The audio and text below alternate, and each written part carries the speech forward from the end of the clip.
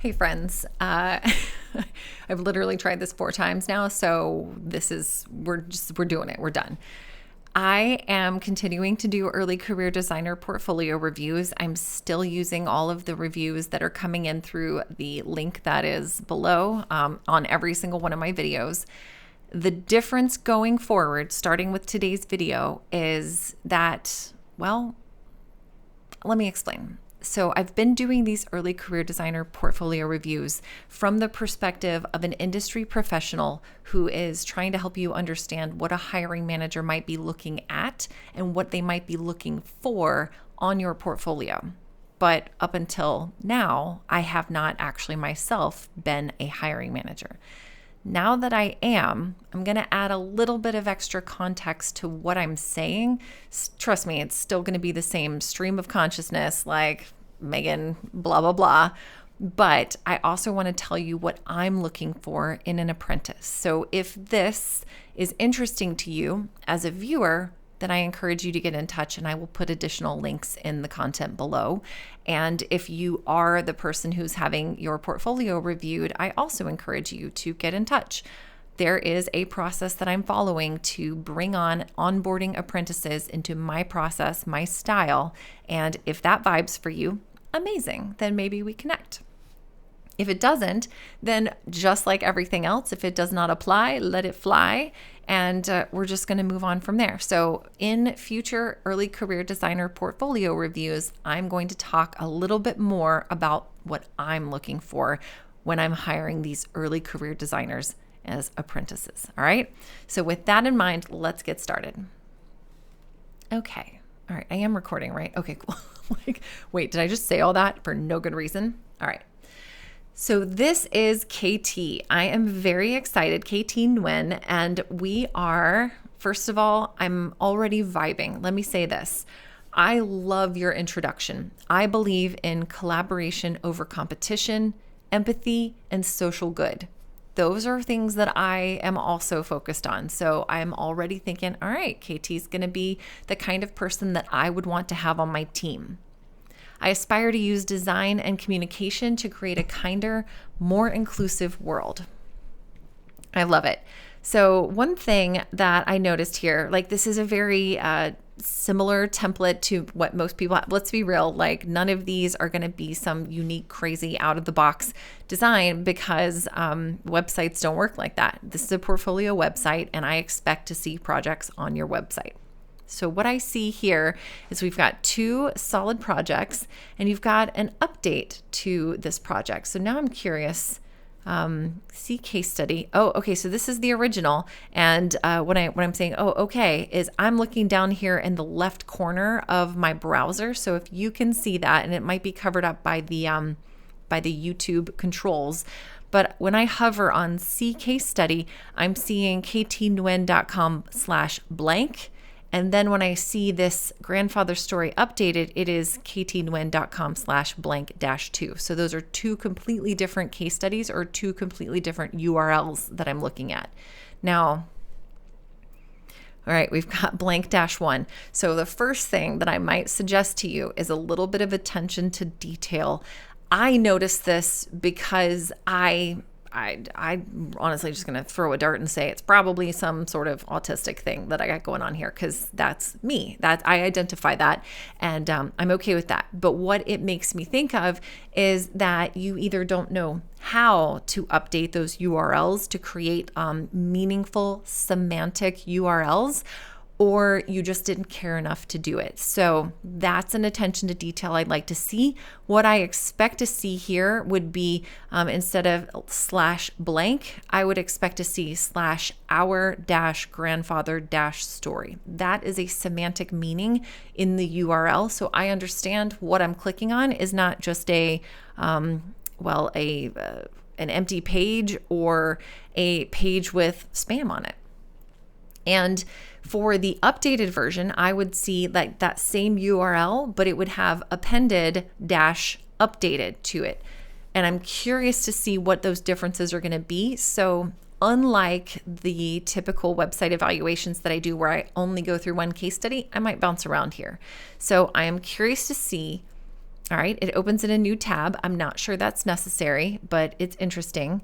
And then I also notice over here, you've got really bright, but kind of small orange text, and it's over on the right-hand side. So here in the US, and I can't make assumptions about where you are. I think you went to Design Lab. Now I'm not sure because I don't have those details up on this screen. But we don't typically read things on the right side of the screen. It's just not necessarily where we think to look for something. So if you're introducing an internal navigation, it might seem interesting or new or fancy to have over there, but I'd probably rather see it over here on the left side. Totally appropriate to have your mock-ups at the top of the page. This looks pretty good.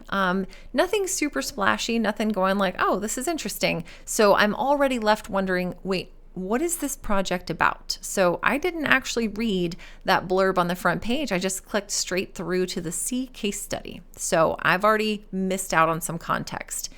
And it looks like we started with a heading, designing a mobile app for a small media company to improve overall user engagement and a sense of community.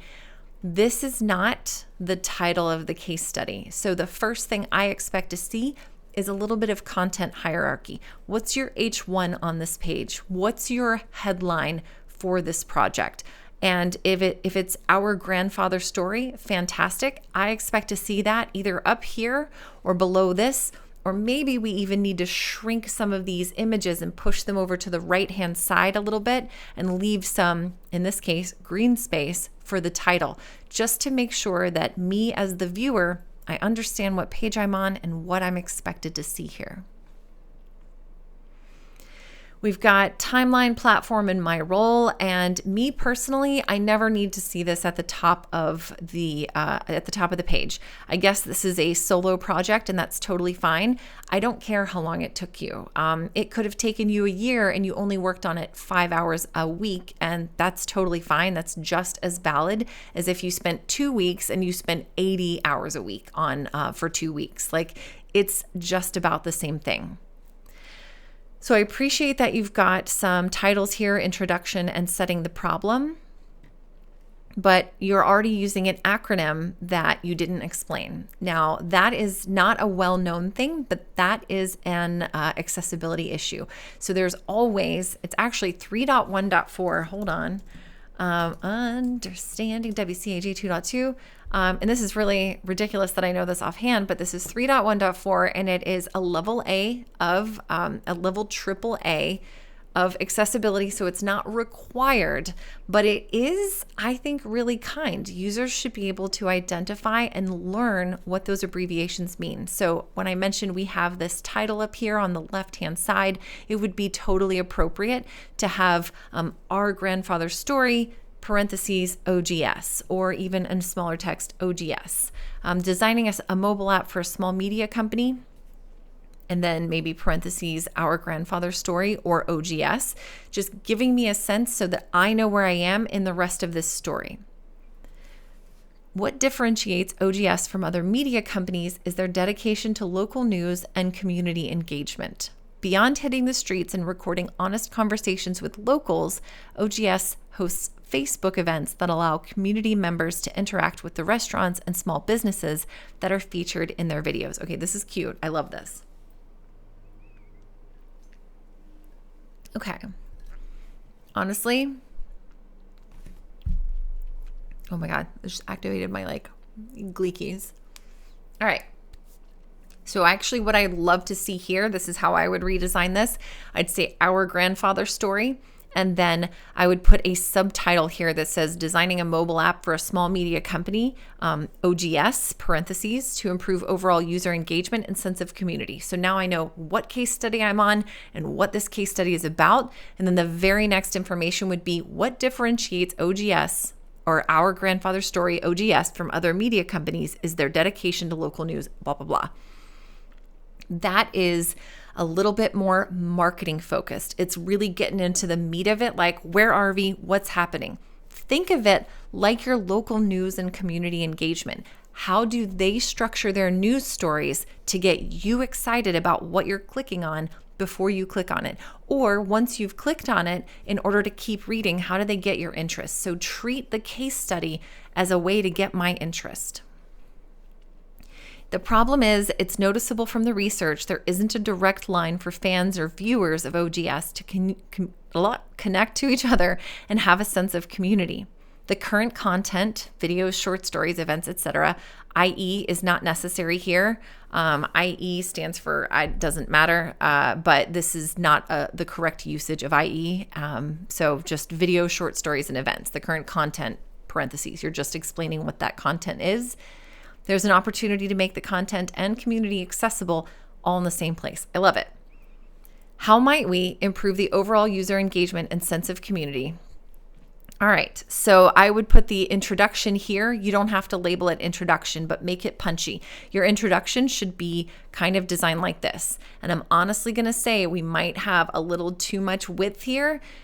A lot of folks feel like they have to cover the entire width. You don't. So like this distinction, this extra space here makes it just a little bit of extra cognitive load for me to process what's happening. So I want that lead, the LEDE from a news story. This is the differentiation. This is compelling. The problem is like it's noticeable from the research. If you did the research, fantastic. Let's talk about that later. Identify that problem. And by saying like the problem is there's not a direct line for fans and viewers to connect to each other and have a sense of community. So you can tighten that up and we can talk about this stuff later. How might we put that back in bigger context, maybe in a little highlight box? How might we improve overall user engagement and build a sense of community for OGS viewers? Then you're actually already getting me excited about, all right, I'm going to see some stuff. I'm going to show this real quick because this is something that I refer to all the time. And frankly, I need to take the time and create a couple of case studies just to demonstrate what I mean by this. But this is where OGS goes, or our grandfather story. And then I want to see like some of this translated into it. I might actually take the opportunity to do this to somebody else's portfolio because this is what I'm saying with that call out. How might we? This is important. And then you drop me into what are 3 things you think I should know about this case study that are meaningful. We have gotten into the case study factory. And if you haven't read that article, I highly recommend you go look at it. But basically, it doesn't matter how you lay out the page. We're still trying to cram everything in the kitchen sink into it. So I already like this solution. Create a mobile app consistent with the website's UI and playful aesthetic.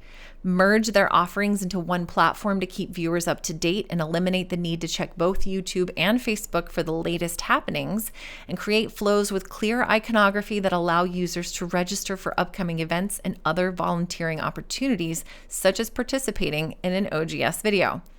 View case study. Where does this take me? Oh, is that a PDF? All right, that's fine. I'm totally fine with PDFs. What I'm wondering is why you say view case study when I'm on your case study. So I also am going to say right here, now this is not a knock against you. This is, I'm curious if the goal like set to you from our grandfather story was because they wanted a mobile app, or if the research said a mobile app would be appropriate. So I'm curious if the app was decided upon as the end result before the research was completed, and they just needed to validate that that's what they wanted people to do, because that is not always the right solution. Sometimes it is, but sometimes it's just like you're trying to get people into a walled garden, and is that the appropriate solution? We'll see. All right, I am curious about this. I assume this is it's a load worm. Creating an end-to-end mobile app. How many pages do we have here? Oh, Lord. Okay. All right.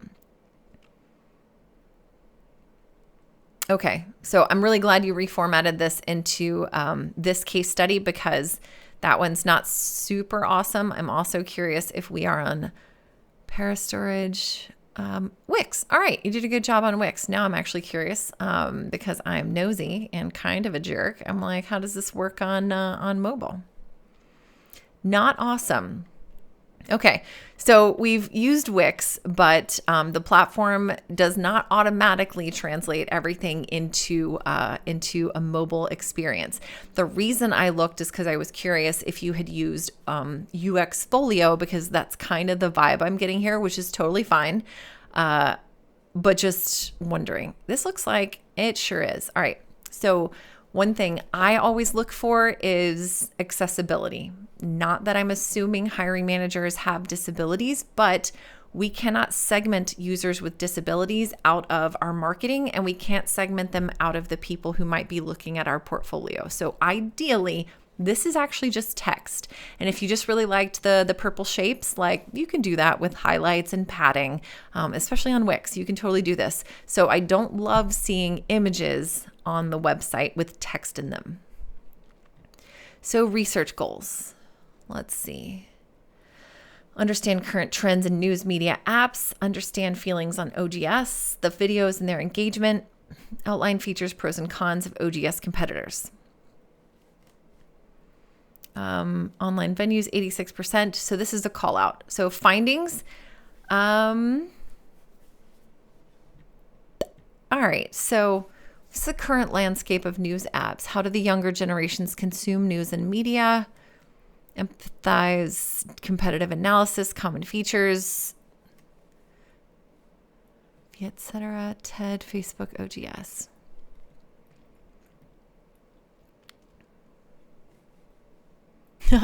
That's hilarious that TED does not display upcoming events. The events are hidden under a dropdown. People have to actively search for events.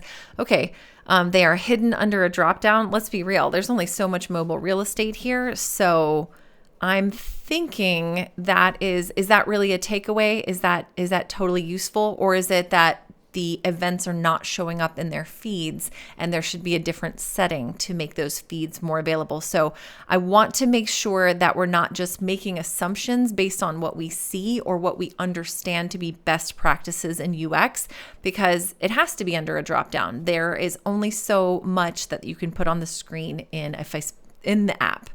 Now, the fact that TED doesn't display an upcoming event, that's actually very interesting. Common features, users seem to benefit from bookmarking, video players, search bar. Okay. What I would rather see here, I don't want to see a picture of this. This, honestly, first of all, there's too much text in the image, so that is not helpful. If I click on it, it gets huge. Hopefully it takes me back to where I was. That's good.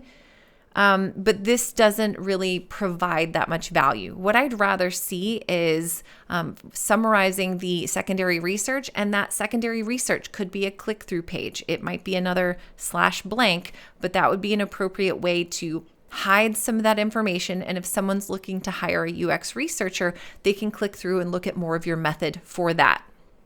This is the other reason we have a problem with the case study factory when we're cramming everything but the kitchen sink and the kitchen sink on these long case studies. Is hiring managers that are hiring for different things want to see different information. So really and truly, you could have 3 different case studies based on the research that you did and the UX, maybe just 2 different case studies based on the research and the UX design.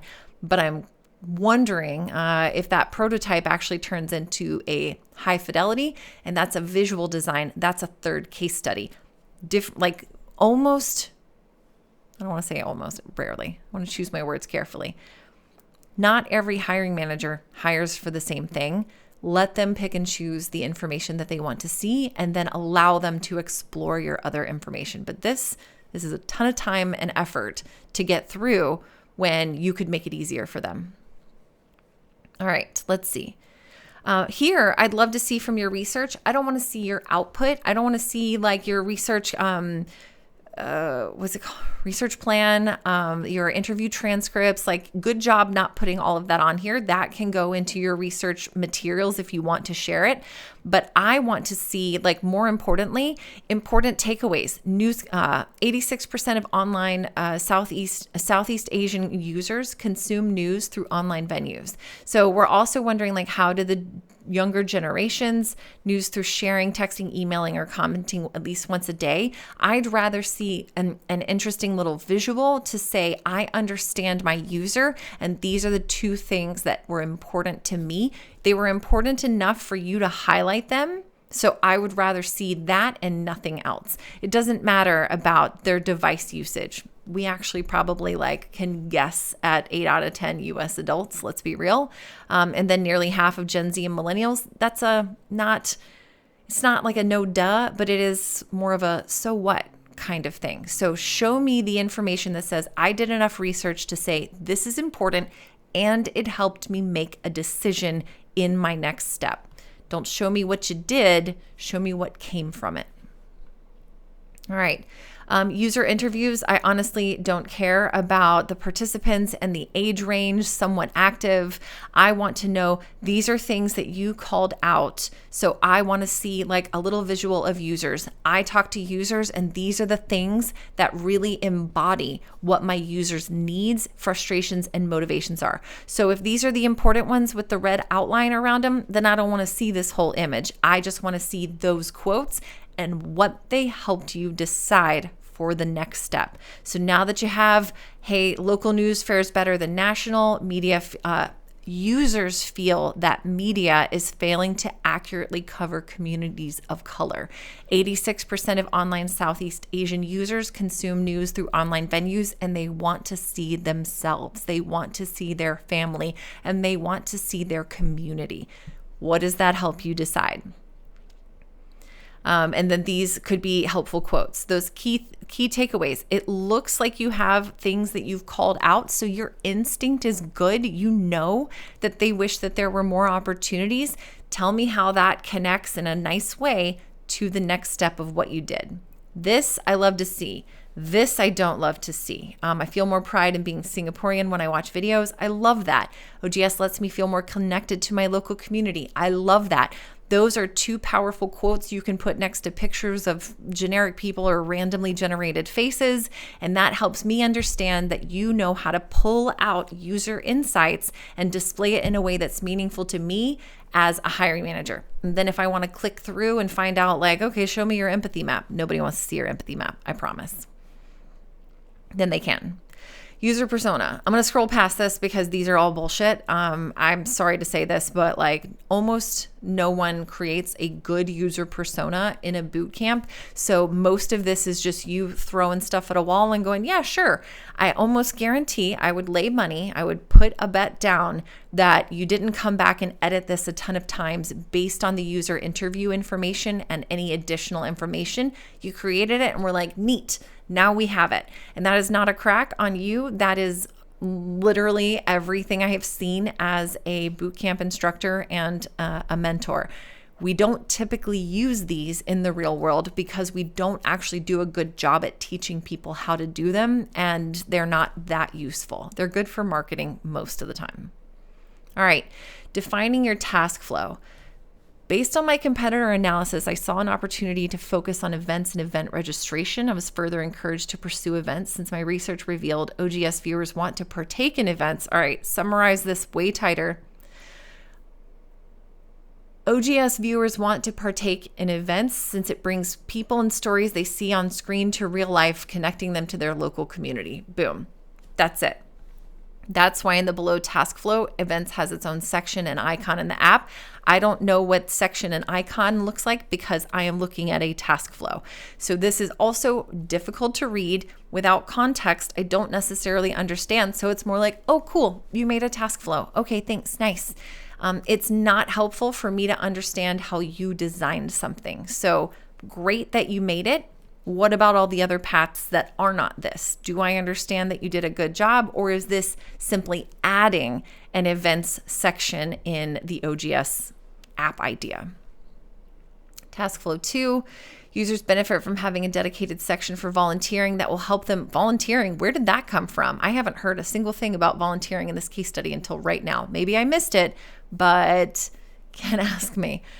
Honest conversations around sensitive topics. So what I'd rather see is I created task flows and validated them with users to understand, but like, how did you validate them with users? Did we need to create the task flow, or is that for you to understand the process of creating this app?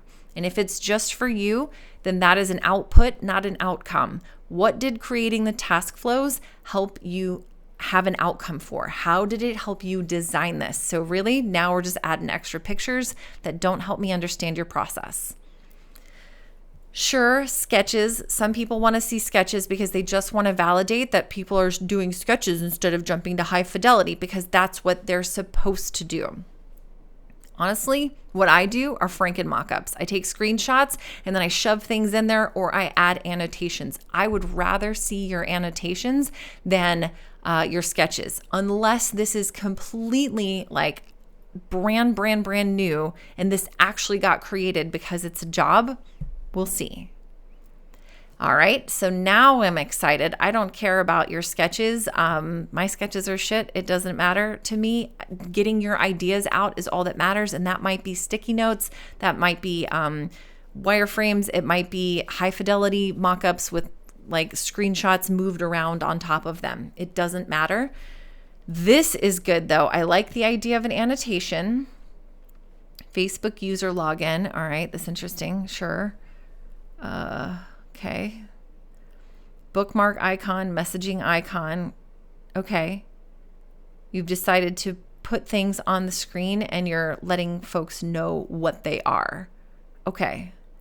I'm wondering if this is like a complete net new app that you are creating. Use this drop down to select the number of tickets. Man, this is so many possible user flows. What is this? Participate in their videos and tickets, upcoming events, and see if her friends are attending. User testing revealed some confusion in the design of the wireframes. Yeah, it usually does. That's good. Specifically with the calendar icon, users thinking it was a date picker. Also confused on where to go for opportunities for volunteering. You assumed it was more natural that way, and that's good. Users didn't like that they had to click on events one by one instead of scrolling to view events. This is where we don't need to recreate the wheel. We need to look at event apps that are already working. So you might look at the Luma app, because I know that's becoming very, very popular for events like in San Francisco. But this also could be really interesting. You separated the offerings, events, and volunteering into separate screens indicated by two different icons. Was that totally necessary? We'll find out. Layout and details. I changed the layout of the event card. Okay, socially driven, seeing our friends in general public interest levels for an event encourage us to sign up for the event too. This is social influence at work. It's a gamification design aspect. Final, assuming that they sign in via FB login credentials, the app displays similar information and stating how many things. To respect the UI of OGS. All right, I don't do visual design because I honestly don't necessarily care about that. Prototype. What I want to know is, what's that update for? And I feel like I'm going really long on this. Wait. So what I'd like to know is this, was this an app? Now I want to see what the deal is. Make adjustments, improve wording, test affinity map, add features. Is this something that actually saw the light of day and that users actually needed and wanted? Because I love the idea. You added a ton of detail into this. List their Facebook events, allow users to sign up, submit story ideas, and sign up to participate in OGS video. This is all the same, it seems like. So I'm curious. Yeah, I'm very curious. Wait, to know when events are happening together. Hold up. See case study. Boo, boo, boo, boo. These are the same details. More ways to participate. Yeah. This looks almost exact. Oh, wait, this is the same. Hold on. So what I think I would be more, and I don't love a user journey map because MRT to get to the local hawker stall.